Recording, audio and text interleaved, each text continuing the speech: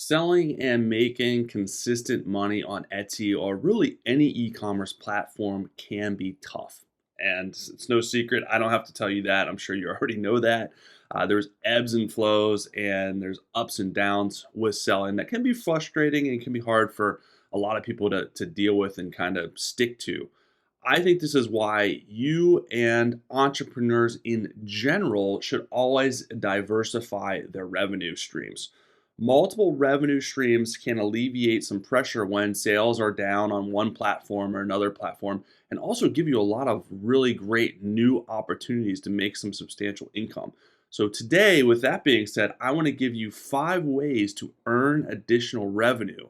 Now, number five can be a real game changer, and it's something that you definitely want to check out. Let's go. Hey everyone, what is going on? Welcome back to the Handmade and Beyond podcast. I am your host, LL. Glad to be back talking with you guys about Etsy and everything beyond that.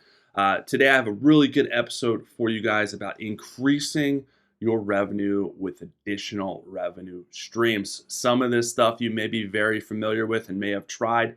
Some of it you may not, but definitely stay tuned to the end because number five is something that's really powerful and a really great way to increase your revenue. But all of these can add some pretty significant money to your wallet if you stick with them and do them correctly. So the first one that I'm going to just dive right into is through affiliates.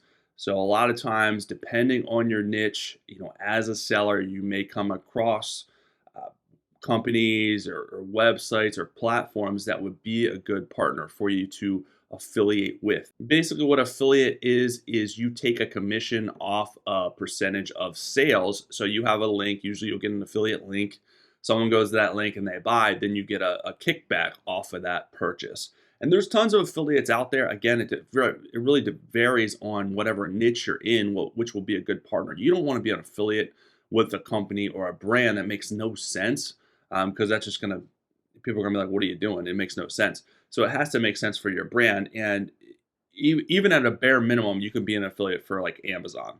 So if you could share your links to the supplies that you use, the machines that you use, whatever you want to do there, and you can be an affiliate through Amazon. You don't get very much money, but you can set up an affiliate portal and do affiliate links for anything on Amazon. If someone uses a link, they get a kickback. So a couple bucks is a couple of bucks, but there may, again, depending on your niche, there may be bigger companies, bigger opportunities to be an affiliate and share the links on your social media channels or your email list or wherever you have an audience to get a little bit of a kickback. So just keep your eyes out. You may get emails, people may reach out to you, or you may come across companies that you always use that have affiliate programs, and it may be something that you want to check out to increase your revenue. So that is number one. Number two is through, and this is something that probably a lot of you guys do, is through like markets, fairs, craft shows, events, where you set up a table and you sell your stuff in person. So there's a lot of good opportunities here with doing this. Granted, it is a lot of work, and depending on the specific market, it really varies with how much traffic is going to be there. You can check into this before you do it. What's the expected traffic? How many people are expected to attend?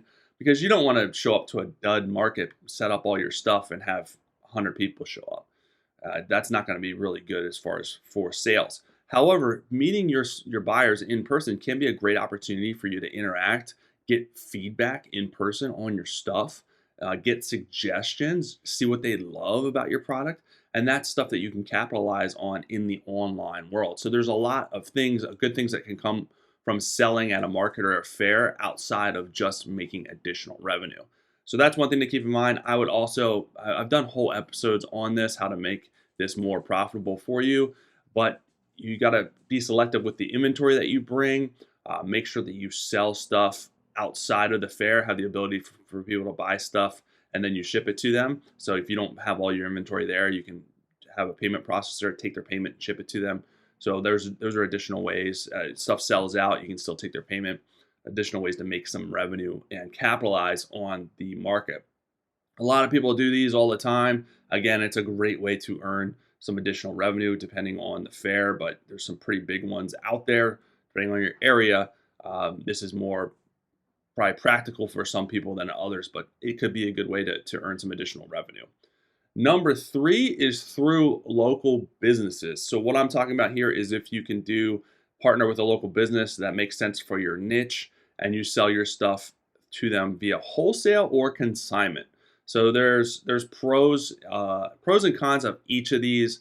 Consignment basically means that you have your inventory in their store and you only get paid when it sells and it's a portion. Usually it's like a 60-40 split depending on the business of what they're going to take. Maybe 70-30, 80-20 would be great. Usually it's never that high. So this is the downfall of this is you only get paid when it sells and the inventory has to sit there for longer periods of time. I prefer to do wholesale where it's like, okay, I want to sell my stuff to you wholesale. You give them a wholesale price, and then it's boom, you get the money up front, and then they have it in their store. Whether it sells or not, it doesn't matter because you already got paid. Hopefully it sells, so they come back and buy more from you wholesale.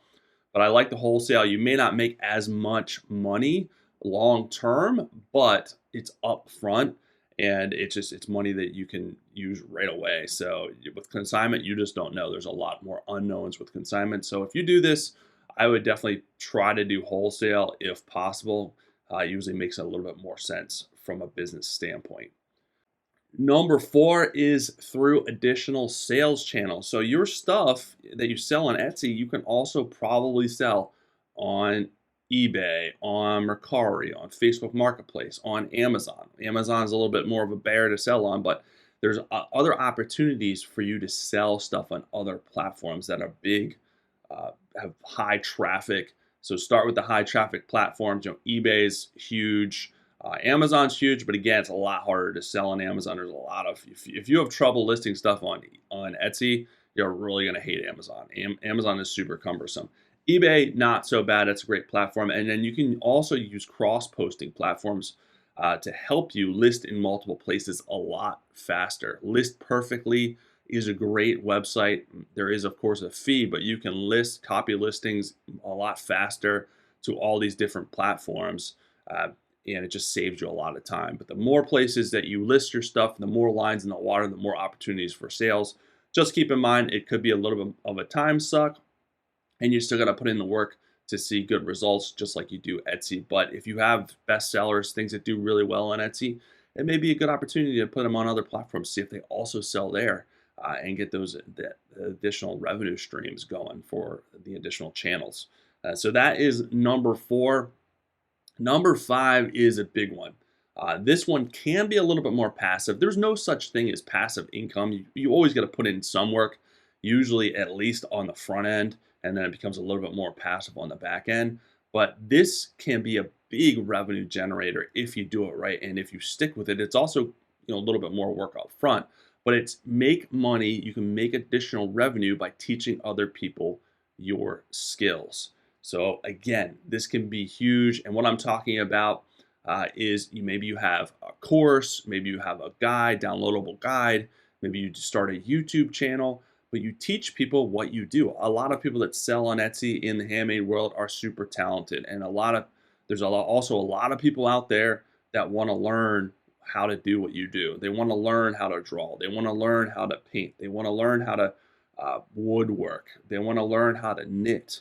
So you're going to be providing a service to them for a fee. And this could be through a course, through a guide, there's a lot of ways that you can provide this service to them through coaching, one-on-one coaching. And at the same time, you're helping people and earning additional revenue by helping people. And there are people that have $1 million companies by doing this. I know of one, I can't remember the name off my head. This person teaches knitting. They use, I think it's like alpaca fur or something. She has a whole knitting program, generates $1 million, over $1 million a year. So there's lots of people. There's a dude that does metalworking on YouTube.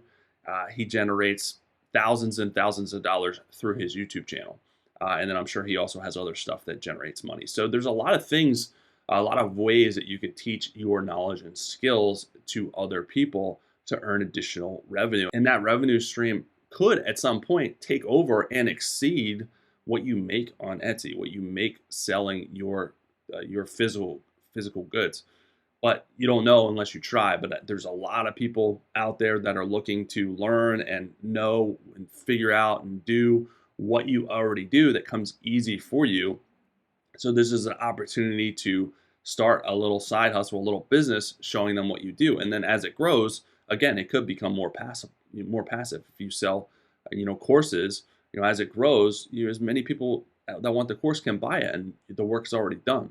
You don't have to remake the course. So that's really the allure and the great, opportunity to be able to do this. So if you are interested in this revenue stream, which I've been doing for years, and you're not sure on your idea, I have a free idea checklist. It's 3 steps to help you find and refine your idea on what skill or what knowledge you could refine and offer to an audience of people that could earn you additional revenue. So you guys can get that handmadeandbeyond.com/idea to help give you the best idea to bring to market.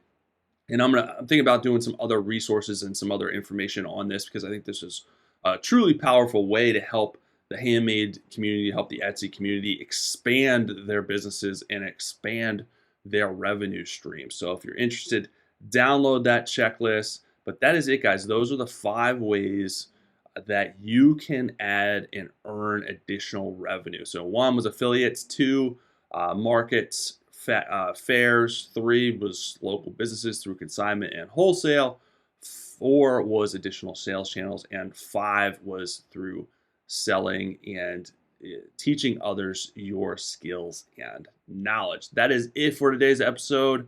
Have an amazing rest of your day. I'll be back soon with some more good stuff for you.